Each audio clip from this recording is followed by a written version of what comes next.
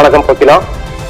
பழனி தண்டாயுதபாணி சுவாமிகள் மடத்துக்கு சொந்தமான சுமார் 100 கோடி மதிப்புள்ள நிலம் முறைகேடாக தனிநபர்கள் பெயருக்கு பதிவு செய்யப்பட்டதாக கூறப்படும் வழக்கை சிபிஐக்கு விசாரணை மாற்றக்கோரி பழனி நகராட்சி மன்ற தலைவர் உமா மகேஸ்வரி உயர்நீதிமன்ற மதுரை கிளையில் மனு தாக்கல் செய்துள்ளார்.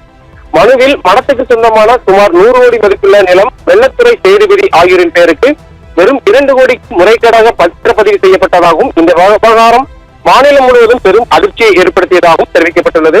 இந்த முறைகேடு தொடர்பாக அறநிலையத்துறை உயர்நீதிமன்ற மதுரை கிளையை அணுகிய நிலையில் நீதிமன்ற உத்தரவின் பேரில் சம்பந்தப்பட்ட பத்திரப்பதிவு ரத்து செய்யப்பட்டதை தொடர்ந்து பழனி கோவில் நிலங்கள் பிரிவு கண்காணிப்பாளர் முருகானந்தம் அளித்த புகாரின் அடிப்படையில் பழனி அடிவாரம் போலீசார் சார் பதிவாளர் ஜஸ்டின் மணிகண்டன், போலி டிரஸ்ட் நிர்வாகி முருகதாஸ் உள்ளிட்ட 4 பேர் மீது கூட்டுச்சதி மோசடி உள்ளிட்ட 5 பிரிவின் கீழ் வழக்கு பதிவு செய்தனர். பின்னர் கடந்த ஜூலை 15ஆம் தேதி தமிழக அரசு இந்த வழக்கை சிபிசிஐடி விசாரணைக்கு மாற்றி உத்தரவிட்டது. இந்த நிலையில் 2 அரசு துறைகள் இந்த வழக்குடன் தொடர்புடையதாகவும் சம்பந்தப்பட்ட துறைகளின் அமைச்சர்கள் செய்தியாளர்களிடம் பேசிய விதம் விசாரணையின் நடுநிலைத்தன்மை குறித்து சந்தேகத்தை ஏற்படுத்துவதாகவும் மனுவில் கூறப்பட்டுள்ளது.